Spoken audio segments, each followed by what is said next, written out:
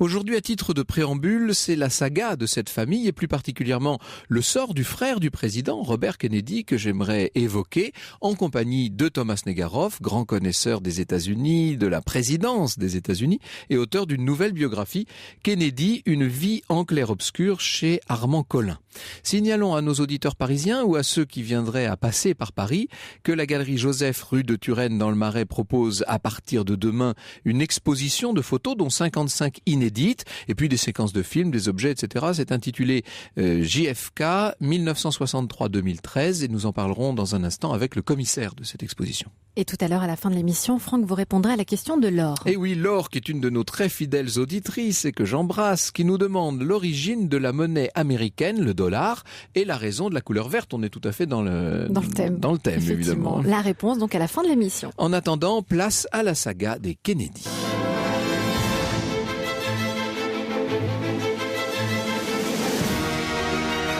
Europe 1, au cœur de l'histoire. Franck Ferrand.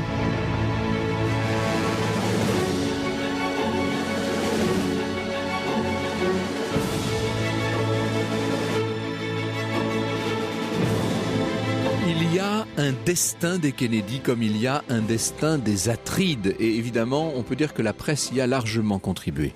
Jack et Jackie ont symbolisé de manière lumineuse l'Amérique rajeunie des années 1960. Des hommes nés dans ce siècle, disait le président au moment de son discours d'investiture. Et comme tous les sujets en pleine lumière, ils ont eu leur part d'ombre.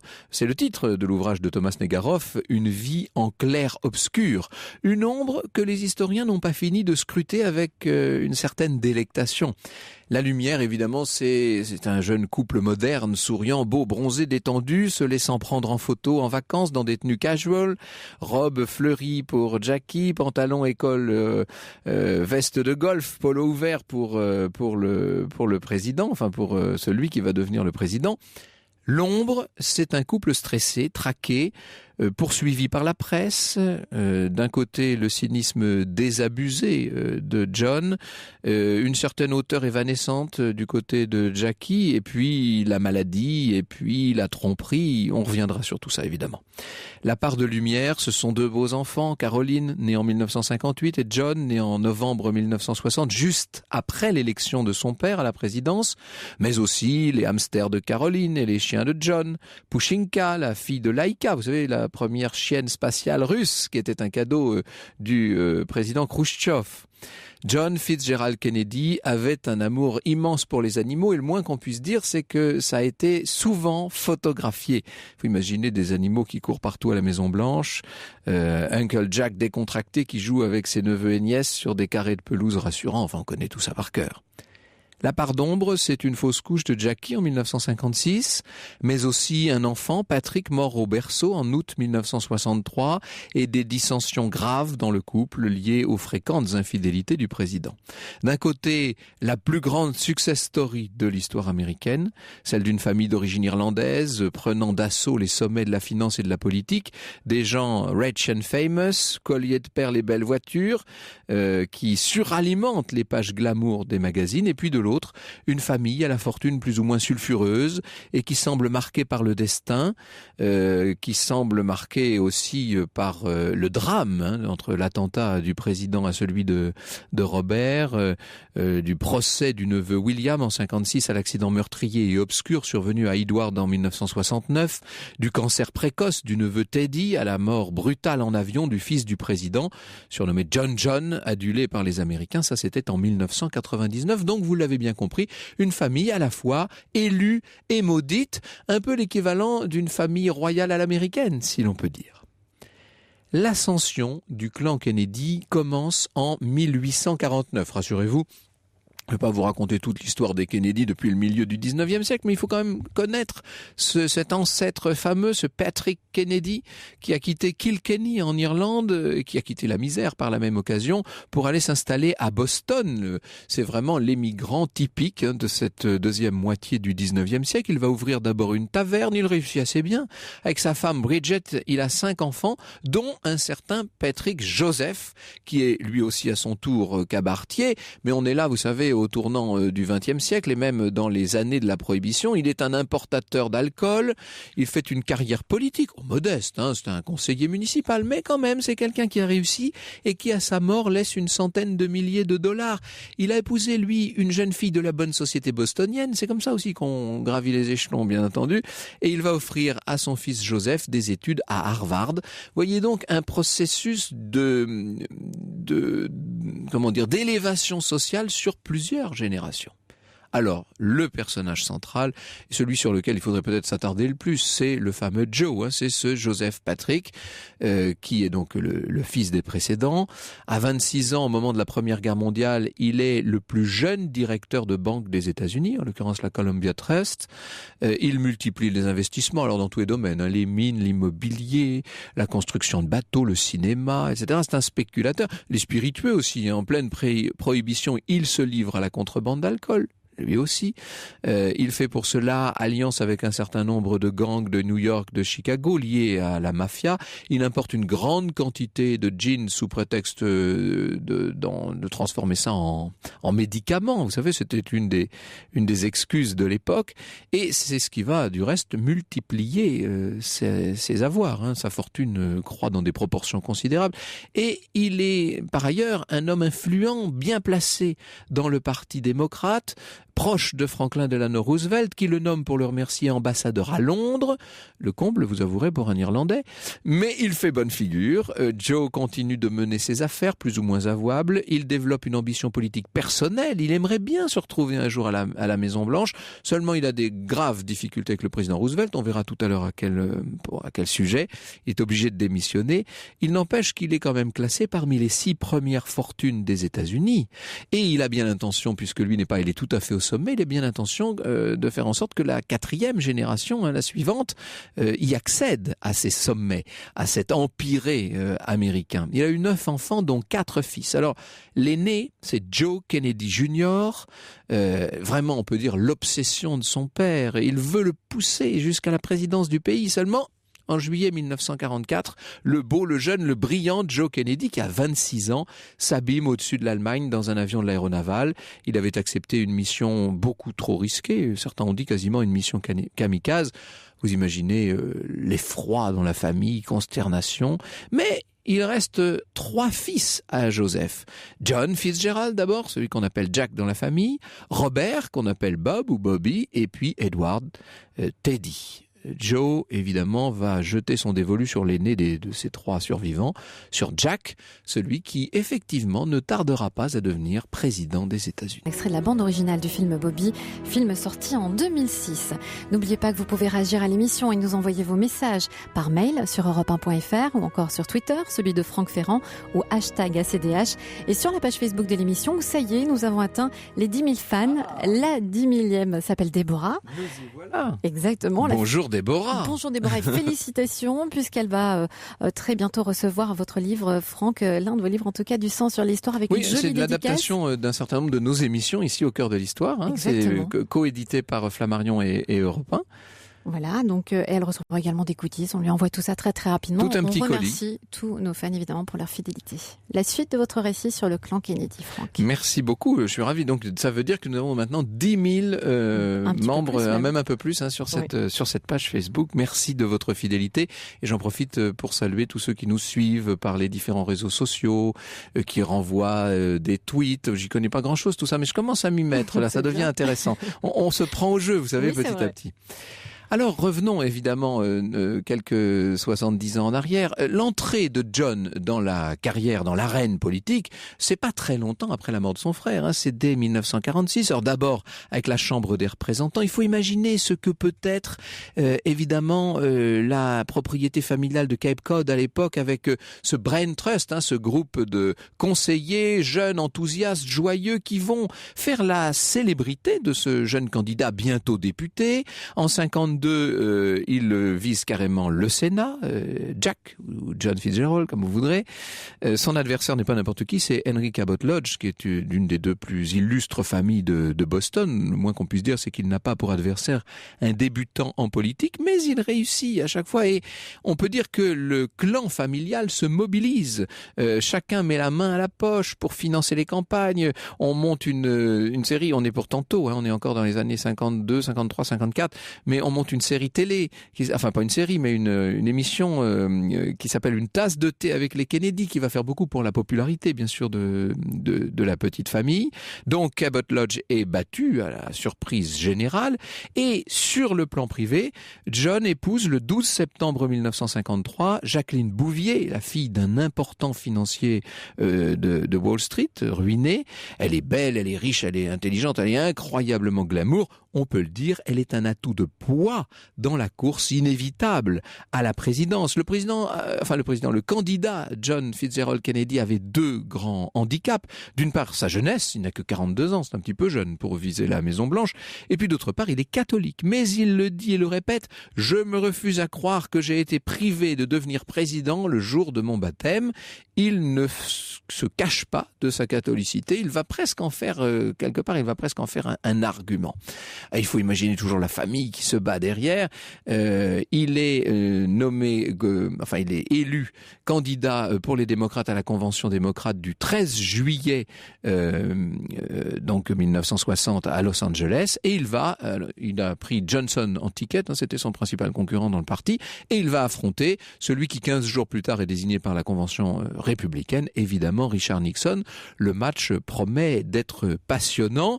On connaît le résultat. Le 9 novembre 1960, John Fitzgerald Kennedy est élu 35e président des États-Unis.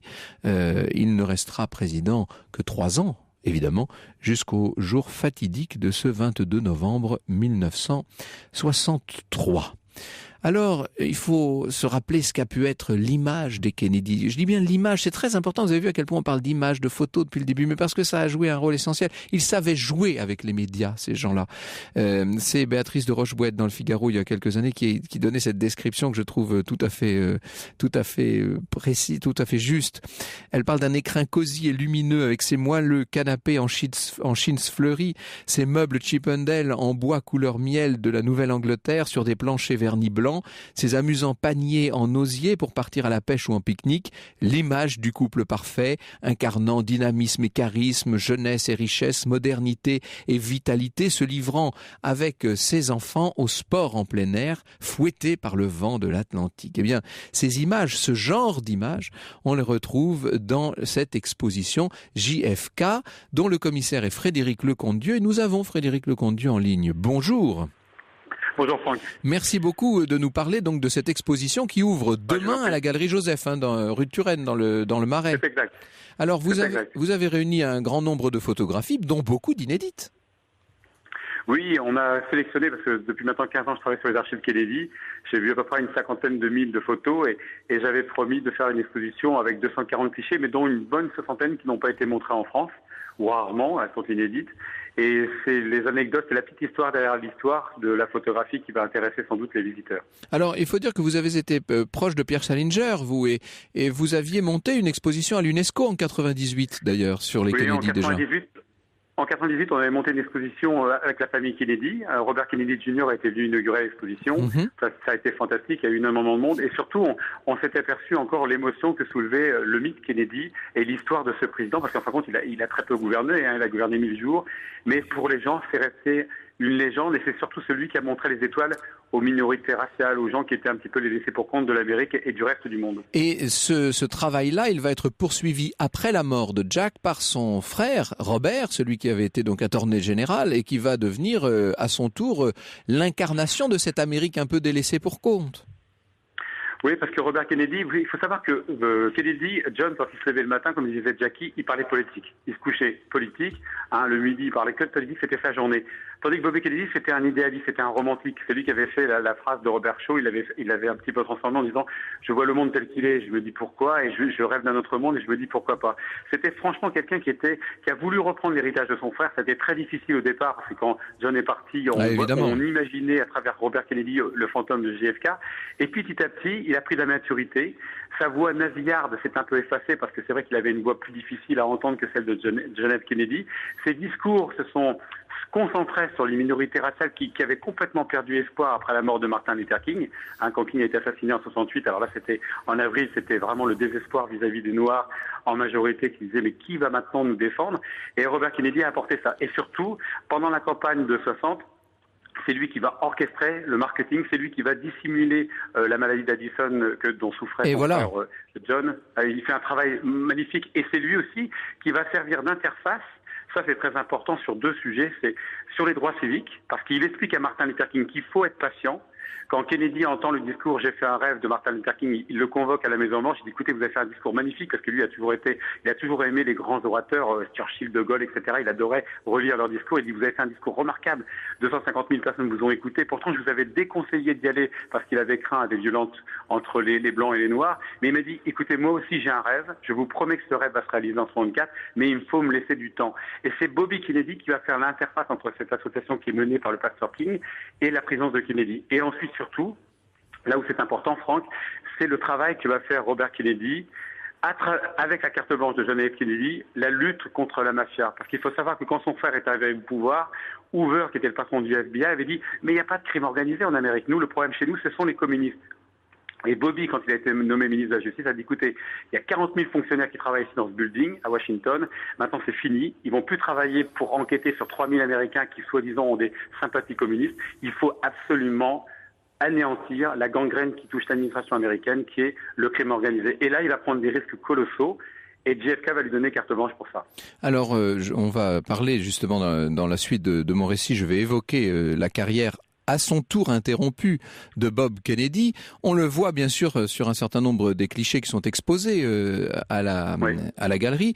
Et en fait, ce qui est assez frappant, c'est la différence, c'est l'écart qu'il peut y avoir entre l'image donnée et la réalité. Je pense notamment à cette photo où on voit les trois frères Kennedy en maillot de bain sur la plage qui ont l'air de dieux grecs, alors qu'en fait, on sait que notamment John était malade et qu'à l'époque, ça se passait au plus mal d'ailleurs au moment de cette photo. Quand ils ont fait cette photographie, c'était fait par Life Magazine, John sort des flots de l'océan, immédiatement il porte un corset. Alors ça, c'est dissimulé. Quand j'allais à Boston pour faire les archives pour préparer cette exposition, on le voit marcher avec des béquilles ou sans béquilles. Voilà, c'est ça. Hein. C'est le calvaire, c'est une souffrance terrible. Alors, les journalistes le savent, Franck, ils sont au courant, il y a beaucoup de journalistes qui le savent. Mais c'est par sympathie, et vraiment par sympathie. Il y a une photo dans l'exposition où on voit qu'il va aller au yacht présidentiel, le Marlin, et il grimpe avec ses béquilles. Votre invité l'a vu ce matin. Et en fin de compte, les journalistes ne vont pas montrer cette photo. Nous, on l'a récupérée, elle a été montrée 40 ans après, mais par sympathie, par correction, ils ne vont pas le montrer. Alors c'est vrai que même Franklin Roosevelt, quand il était poliomyélite, on évitait de le montrer sur sa chaise roulante. On essayait de toujours. Oui, bien sûr, il y a toujours eu ce travail, bien sûr, c'est évident. Voilà. Mais enfin... Donc c'est un travail qui existait tout le temps. Mais c'est vrai que l'image de la réalité, c'est quelqu'un qui a énormément souffert toute sa vie. C'était une fois, Pierre Salinger lui a demandé est-ce que c'est vrai, Jack, que vous souffrez? Il m'a dit écoutez, c'est comme si on m'envoyait une fourchette à travers ma colonne vertébrale, et c'est ce que je ressens tous les jours. Merci beaucoup Frédéric Lecomte-Dieu. Donc l'exposition JFK 1963-2013 ouvre demain à la Galerie Joseph dans le Marais à Paris. Europe 1, 14h, 15h. Au cœur de l'histoire. Franck Ferrand. Et vous continuez, Franck, à nous conter le destin incroyable du clan Kennedy, et notamment celui de Robert Kennedy. Eh oui, parce que au moment de l'attentat contre le président Kennedy en novembre 63, on était 2 jours seulement après le 38e anniversaire de Robert Kennedy, qui avait déjà, vous imaginez, une grande carrière à son actif. Ce Bobby, il aurait pu devenir, on peut toujours faire de l'histoire fiction, mais il aurait pu devenir le véritable grand homme de la famille si on lui en avait laissé le temps, vous savez. Il était le 7e 7e enfant de Joseph. Il a toujours eu un petit peu, comment est-ce qu'on pourrait dire, des difficultés pour s'affirmer. Il faut imaginer que son père avait capitalisé, c'est vraiment le terme, je crois, sur les aînés, que sa mère de son côté chouchoutait le petit dernier, Ted. Lui était un petit peu pris entre les deux, c'était l'ado timide, vous savez, un petit peu timoré avec les filles.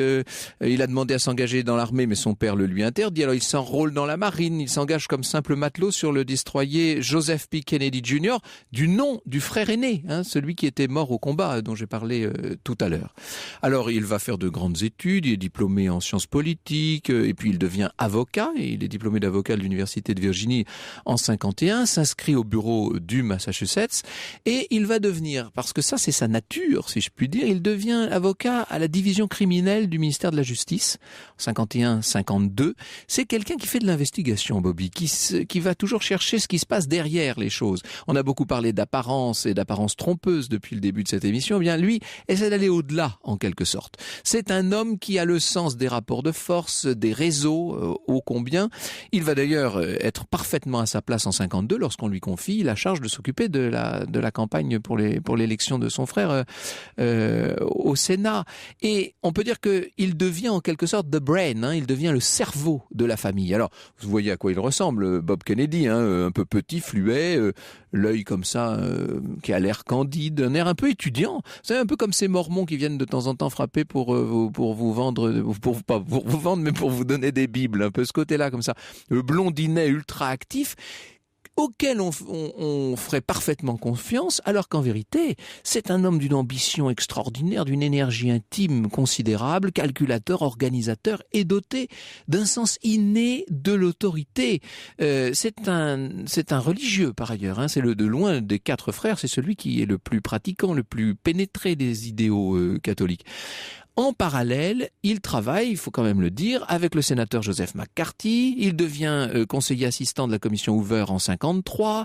Il s'intéresse au trafic d'un puissant patron de syndicats routiers et à ses alliances avec la mafia new-yorkaise. Il faut dire qu'il est né dedans un peu en quelque sorte, donc il sait de quoi on parle lorsqu'il s'agit de relations occultes. C'est un homme qui, d'emblée, se trouve, on peut dire, dans les coulisses. Au moment de l'élection présidentielle, évidemment, c'est lui. Il est un de ceux dont on peut dire qu'ils ont conduit John à la victoire. Il avait épousé Ethel Skakel en 1950. Ils auront 11 enfants. Alors, je ne vais pas entrer dans tous les enfants. On va peut-être y venir dans un instant avec Thomas Snegarov. Ce qu'il faut peut-être préciser, c'est sa relation assez étrange avec Jackie Kennedy, avec sa belle-sœur.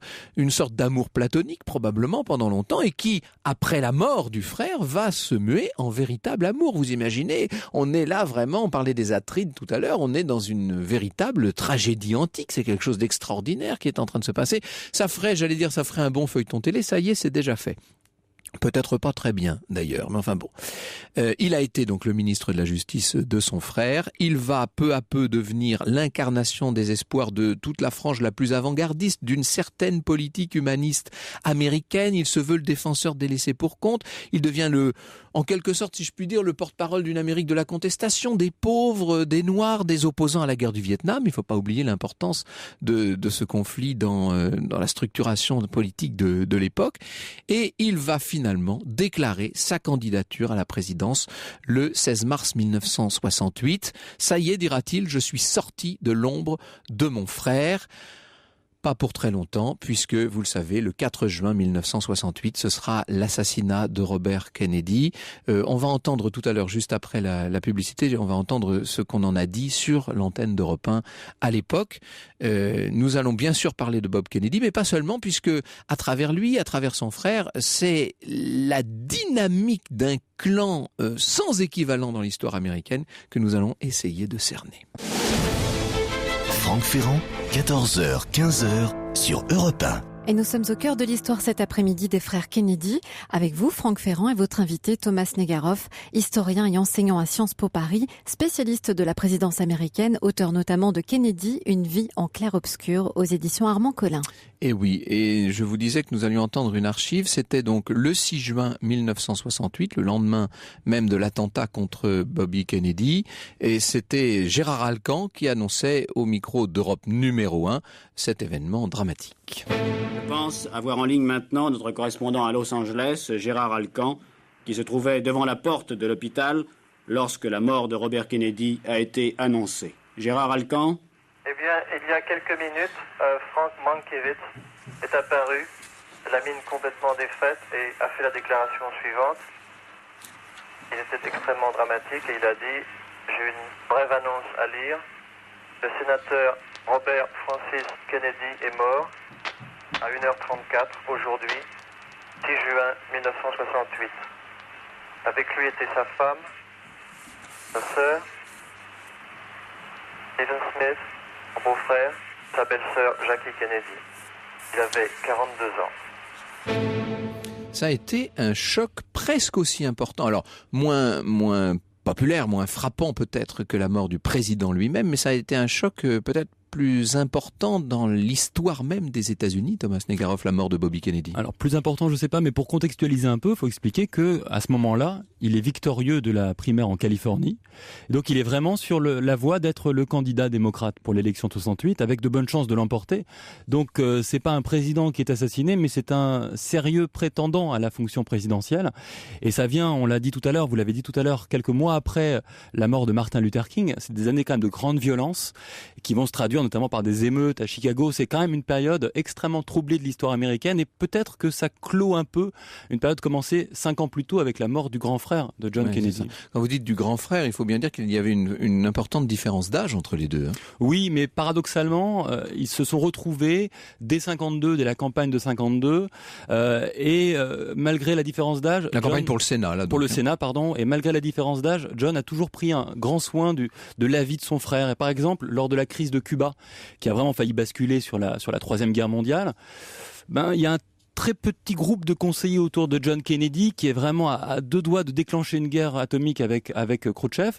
Et le conseiller le plus proche, c'est Bobby Kennedy. Il y a des photos extraordinaires qu'on voit d'ailleurs à l'exposition, des 2 frères comme ça en train de discuter à toute proximité de la Maison Blanche, en train vraiment de réfléchir à que faire. C'est presque un couple présidentiel, alors que Bobby n'est que ministre de la Justice. Il n'a pas de fonction dans la sécurité intérieure américaine, par exemple. Il a néanmoins une influence considérable au-delà de la sphère familiale, il faut dire. C'est quelqu'un qui va devenir une sorte de... Il va peu à peu devenir un emblème, en quelque sorte. Après sa mort, vous voulez dire, ou pendant Après la mort du président. Oui, il va être le gardien du temple. C'est très clairement. À peine John Kennedy est-il mort, c'est terrible d'ailleurs. Bobby apprend la mort de son grand frère. C'est quand même son 2e frère qui vient de mourir en très peu de temps. Sa sœur est déjà morte. Imaginez quand même. Il a perdu son grand frère Joseph, John, Kathleen, tout ça en très peu de temps. Et il apprend la mort du président, qui est son frère, mais aussi les présidents.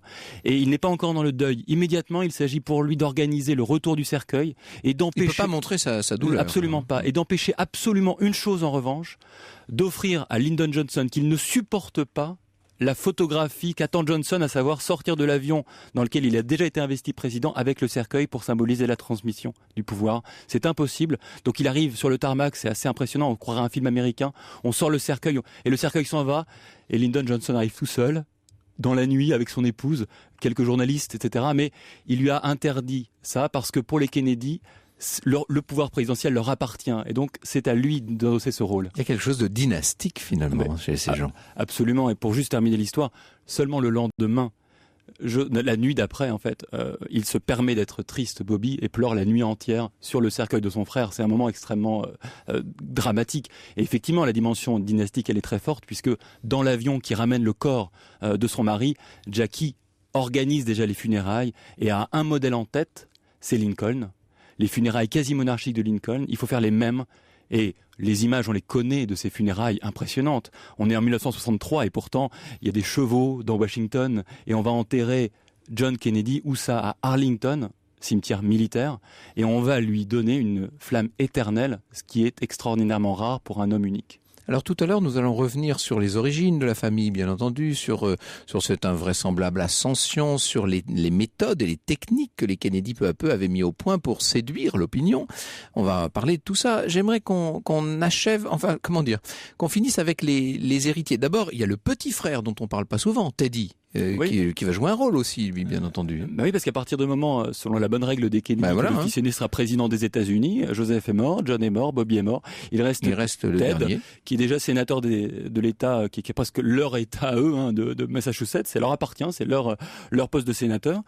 Mais malheureusement pour lui, là encore, la malédiction va frapper, puisqu'en 69, à Chappaquiddick, il a un accident de voiture il va laisser morte finalement sa passagère, s'enfuir, et le lendemain, le scandale est énorme, vous imaginez, ça clôt un peu ses ambitions politiques, même si en 80, il tentera à nouveau, mais le cœur n'y est plus, et lui-même n'avait pas forcément la volonté d'être président, et surtout il manquait quelqu'un, c'est le père qui vraiment avait une injonction du père, et le père ayant disparu quelques années plus tôt, je crois qu'il y avait quelque chose de cassé dans la dynamique des fils aînés Kennedy. Oui, si c'est une dynastie, c'est une courte dynastie, voilà ce qu'on peut dire. Il n'y a pas eu finalement, ensuite, personne n'a relevé le flambeau. Au moment de la mort de John en 99, donc il était lui le fils de John Fitzgerald, on a parlé d'une malédiction. On peut parler de malédiction des Kennedy ? C'est une question qui m'intéresse beaucoup. Alors effectivement, John, quand il meurt, il a 40 ans, il meurt dans un accident d'avion, et on parle toujours de malédiction. Moi, je crois que vous, comme moi, et comme beaucoup d'auditeurs, on serait pas morts parce qu'on n'aurait pas pris cet avion. Et le grand frère Joseph Kennedy, il n'aurait pas pris non plus l'avion en 44 dans cette mission incroyablement dangereuse. Et le président... Un petit côté suicidaire, inconscient. Le président John Kennedy ne serait pas allé à Dallas avec toutes les menaces qu'il y avait sur sa personne. Non, ce qu'il y a, c'est que les Kennedy ont presque... Ils n'ont pas peur. C'est la pensée magique. Si je veux que tout aille bien, tout ira bien. Alors quand on est milliardaire, en général, ça fonctionne plutôt, mais pas toujours. Et ils vont au-devant de dangers très très graves. John Kennedy, on lui dit non, ne pars pas à cette fête, c'est dangereux. Et il prend quand même, il prend commande de cet avion et va s'écraser quelques instants plus tard. Alors évidemment, l'un des aspects, on parlera de toute la politique aussi tout à l'heure, mais l'un des aspects fascinants de ce point de vue dynastique, ce sont leurs relations avec les femmes, et notamment la femme centrale entre ces deux frères, c'est Jackie Kennedy. Elle a été la maîtresse de Bob. C'est un vrai débat historiographique. La source qui le dit, c'est le concierge qui note beaucoup d'allées et venues de Bobby. J'ai pas la réponse, personne ne l'a. C'est effectivement très tentant de penser cela. Ce qui en plus aurait un intérêt, je trouve, ça serait de dire à quel point Bobby remplace le frère. C'est-à-dire qu'il le remplace même dans le lit de Jackie Kennedy. Je croyais, d'ailleurs, c'est marrant, quand vous avez commencé à dire qu'il y avait une femme importante, je pensais que vous alliez parler de Rose. De Rose, la mère, oui, ça Rose pourrait Kennedy, aussi. Qui est aussi effectivement un personnage central de la dynastie des Kennedy. Mais effectivement, Bobby, qui était par ailleurs beaucoup plus fidèle que n'ont pu l'être son père et son grand frère John, a certainement eu en tout cas beaucoup d'affection pour Jackie. Au-delà, je ne sais pas, mais ça a été effectivement quelque chose de très important pour lui de l'accompagner au moins quelques années après la mort de son frère. Moins qu'on puisse dire, c'est que John et Jackie ne formaient pas un couple idéal. Ça, c'est le moins qu'on puisse dire. En 56, vous évoquiez tout à l'heure cette petite fille morte née. C'est terrible parce qu'en août 56, John Kennedy est dans son activité préférée à part la politique. Il est sur la Côte d'Azur, au Cap d'Antibes. Il fait de véritables orgies sexuelles et on lui apprend que sa femme a fait une fausse couche. Il ne rentre pas. Il dit mais qu'est-ce que je vais y faire ? Et c'est seulement, vous voyez l'argument, et pour vous dire le niveau un peu du couple, c'est seulement quand l'un de ses conseillers lui dit, tu sais John, si tu ne rentres pas maintenant à Washington, tu peux faire une croix sur le vote féminin qu'il rentre à Washington. Et à ce moment-là, Jackie a failli divorcer. Elle est partie chez sa mère, et elle restera, et elle aura ces mots impressionnants à ses amis, elle dira, ils sont trop forts, les Kennedy. Alors dans un instant, nous parlons de l'autre grande figure féminine de la famille, justement, cette Rose dont vous nous parliez à l'instant, Thomas Negaroff. Franck Ferrand, 14h, 15h. Près de son titre Kennedy Rose, puisqu'on parle aujourd'hui au cœur de l'histoire des frères Kennedy avec vous, Franck Ferrand, et votre invité Thomas Negaroff, historien et enseignant à Sciences Po Paris, spécialiste de la présidence américaine, auteur notamment de Kennedy, une vie en clair-obscur aux éditions Armand Collin. Alors justement, parlons-en de cette Kennedy Rose, chère à Patricia Cass, cette mère qui a joué un rôle aussi important, ça c'est très intéressant, Thomas Negaroff, que le père, que Joseph finalement. On a l'impression que ces deux êtres vont essayer de forger, de sculpter en quelque sorte des petits des modèles d'ambition en vérité. Oui, parce que tout à l'heure dans votre présentation, vous n'avez pas pu tout dire et vous avez notamment pas dit que le père de Rose Kennedy a été maire de Boston. Il a été lui-même représentant. D'ailleurs, le premier poste de représentant au Congrès, dans la famille, oui. Au Congrès de John Kennedy, c'est le poste en fait hérité de son grand-père, Honey Fitz, qu'il adorait d'ailleurs, John Kennedy. Effectivement, donc c'est une famille très politique des deux côtés. Rose, souvent est présentée comme une femme très distante, qui n'aime pas ses enfants. Alors, je crois que c'est plus complexe que ça. C'est plutôt la lionne avec les lionceaux, en quelque sorte. C'est quelqu'un qui effectivement n'est pas très charnelle. Elle ne dit jamais à ses enfants qu'elle les aime, elle ne les touche jamais. Elle part parfois faire des soldes pendant une semaine à Paris, laissant ses enfants avec une pléiade de nurses. Mais je crois qu'à l'époque, en fait, l'amour qu'elle leur transmet, c'est un amour extrêmement presque médical. Elle les pèse tous les jours, elle les mesure, elle les nourrit. Elle est très très attentive à leur bonne santé. Elle élève vraiment des petits soldats. C'est ça un peu l'image. L'expression que je cherchais, c'est ça, des petits soldats. Absolument, et voire des petits généraux, parce qu'un soldat, un Kennedy n'est pas un soldat comme un autre, c'est un général. Mais évidemment. Et je crois que ça va déterminer largement la vie affective des fils Kennedy, notamment de John, mais aussi de Bobby, qui sont des gens qui sont pas très chaleureux avec les gens, qui ont beaucoup de mal, notamment avec le contact physique. Alors pas tous les contacts physiques, je vois à quoi vous imaginez à quoi je fais allusion, mais c'est quand même, voilà, notamment dans les premières campagnes électorales de John, c'est quelque chose qui n'est pas très très naturel. En revanche, Rose sera un vrai atout politique pour ses fils. Elle va faire campagne. Elle a beaucoup d'admiratrices chez les femmes américaines. Elle raconte toujours comment elle a élevé 9 enfants, comment elle a rencontré le pape, la reine d'Angleterre. Enfin, c'est une figure importante de la vie mondaine et politique. Il y a cette américaine. fameuse famille athée avec les Kennedy, qui va jouer un rôle. C'est cette émission de télé où justement elle joue un rôle important. Là, bien sûr, c'est vraiment, on va la voir elle et les sœurs. C'est une famille en campagne en permanence. C'est-à-dire que vous avez à chaque fois les candidats opposants aux Kennedy disent toujours mais comment font les Kennedy? Ils sont dans tous les endroits en même temps, alors que les autres pauvres n'ont qu'un seul conseiller politique. Eux, c'est une famille qui fait campagne en permanence. Et ça, c'est assez frappant. Je suis toujours frappé par ces familles, qu'elles soient célèbres ou non, qui veulent faire des enfants des espèces de machines de guerre, en quelque sorte. Et là, c'est le cas. On a l'impression qu'ils conçoivent la vie de famille comme une sorte de défi permanent pour monter le plus haut possible, s'intégrer dans les réseaux bostoniens dans un premier temps, et puis, bien entendu, petit à petit, gravir les marches du pouvoir. Ça, c'est extraordinairement important. Je crois que c'est l'histoire des migrants finalement, des gens qui arrivent au 19e siècle, les Irlandais en l'occurrence, catholiques, à Boston. Et il y a à Boston les grandes familles qui sont là depuis 1 ou 2 siècles, ce qu'on appelle les Brahmanes, notamment Cabot Lodge, qui l'a battu en 52. Voilà. C'était une revanche sociale, c'était hyper important. Et ces gens-là tiennent le pouvoir. Et les Kennedy, aussi riches soient-ils, il leur manque quelque chose, le capital culturel, le capital social, on les laisse pas atteindre. Et donc, ils ont un côté nouveau riche, disons-le. Et voilà. Et Joseph dit, mais moi je vais leur montrer. Et donc il va ailleurs, dans l'alcool. Il va avec des femmes, à Hollywood. Il va dans des nouvelles formes de richesse et de respectabilité. Et la forme de respectabilité la plus parfaite, c'est de devenir président des États-Unis. Là, vous ne pouvez pas dire que nous ne sommes pas des Américains. Et donc va se jouer, je crois, cela. Mais c'est difficile d'avoir un père avec autant d'ambition. John Kennedy vivra dans l'ombre. Vous savez, vous avez employé l'expression d'ombre déjà pour Bobby par rapport à John. Et bien John dira la même chose par rapport à son grand frère. C'est très difficile d'être le deuxième chez les Kennedy. Et il y a cette lutte entre les 2 frères aînés. Ça, c'est magnifique, cette affaire. Vous racontez ça. On a l'impression qu'en fait, John, peu à peu, va grimper et va dépasser l'aîné. C'est ça qui est extraordinaire. Et c'est très dramatique finalement, puisque John s'est construit une personnalité, disons, plutôt dilettante, un peu petit rigolo de la famille, tandis que son grand frère triomphe. Et puis pendant la Seconde Guerre mondiale, il y a ce fameux accident de John. Enfin, c'est donc Joseph Patrick Jr. Voilà, qui a 2 ans de plus que lui. Et pendant la Seconde Guerre mondiale, il y a un accident dans le Pacifique, sur le navire dont John Kennedy est le lieutenant-capitaine. Il est coupé en 2 par un destroyer japonais. Et là, John fait œuvre vraiment d'héroïsme, alors que d'avoir été découpé en 2, c'est pas vraiment très héroïque. En revanche, après, effectivement, il va sauver une partie de son équipage en nageant, en tirant certains du bout des dents qui ne savaient pas nager. Il a été, je crois, réellement héroïque, même si lui avait honte plutôt d'avoir tué 2 hommes de son équipage. Et la stupéfaction de la mère, Rose, qui dit, mais ça y est, Jack est en train de dépasser Joe. Et il y a une photo très importante où on voit les 2 frères, très souriant en uniforme, mais il y en a un qui a un galant de plus que son frère. Et pour la première fois, Rose le dira dans ses mémoires plus tard, pour la première fois, John a dépassé Joseph, et elle dit, et je crois que Joseph l'a mal pris.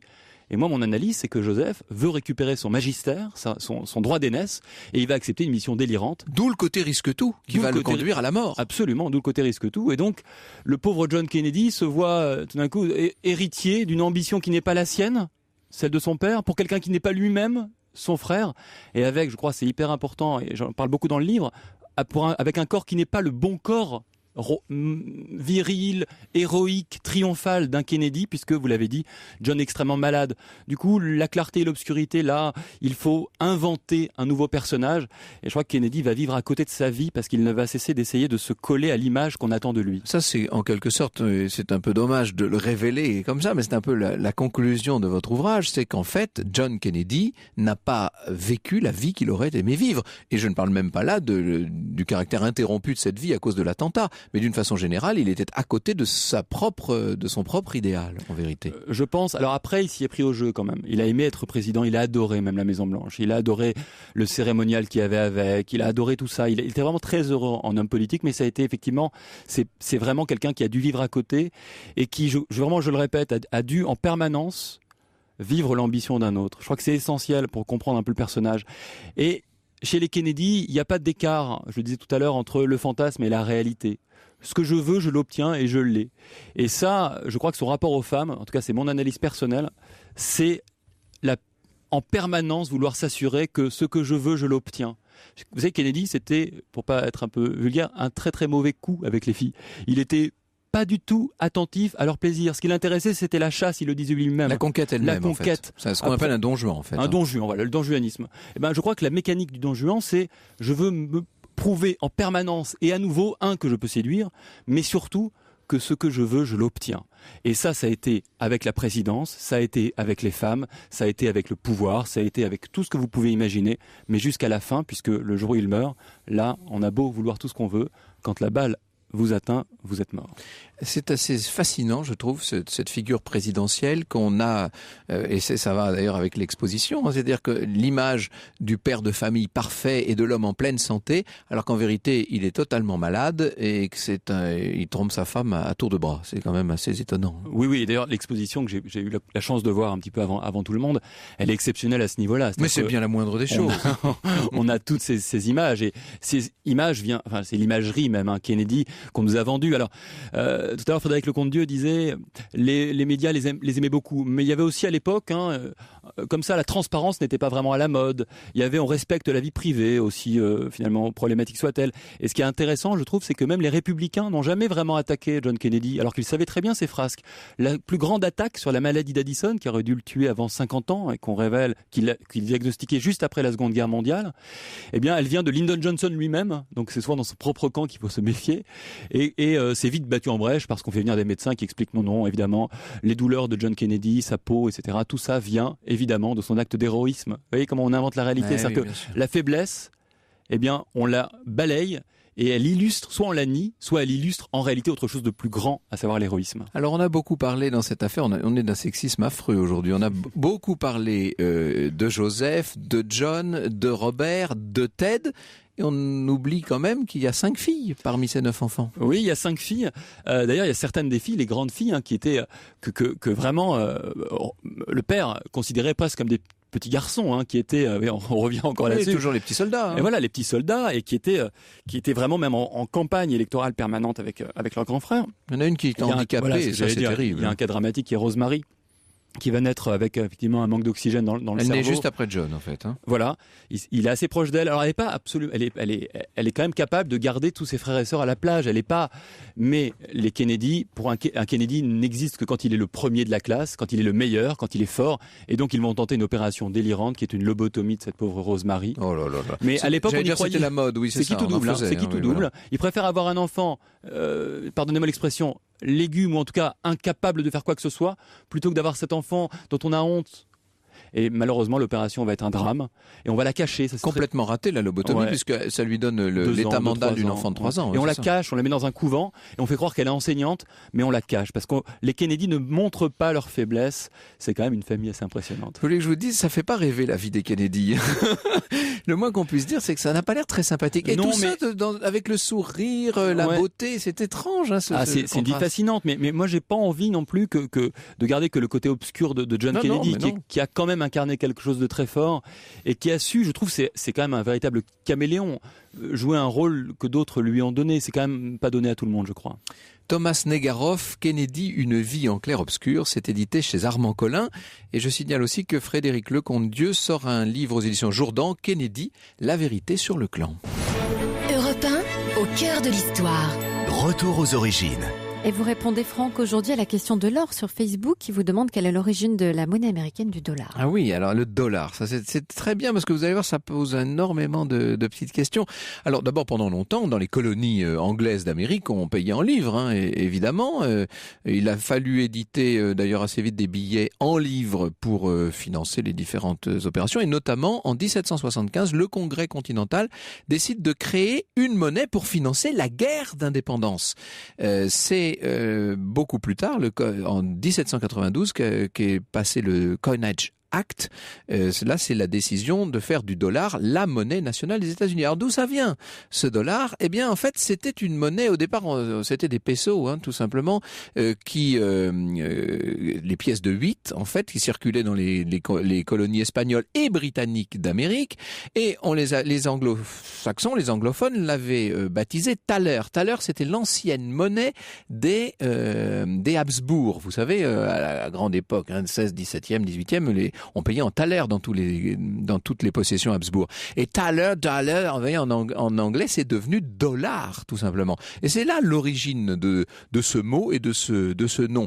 Et au moment où les États-Unis acquièrent leur indépendance, eh bien, ils font le choix de cette monnaie qu'ils vont officiellement appeler le dollar. Alors, au départ, c'est une monnaie en pièces seulement, bien entendu, avec la devise nationale, mais qui n'apparaît que tard, hein, seulement en 1864, In God We Trust. Et puis, vous savez que ça n'apparaîtra sur les billets américains qu'en 1955, cette devise. Donc, il faut pas, de ce point de vue-là, il faut pas se tromper, bien entendu.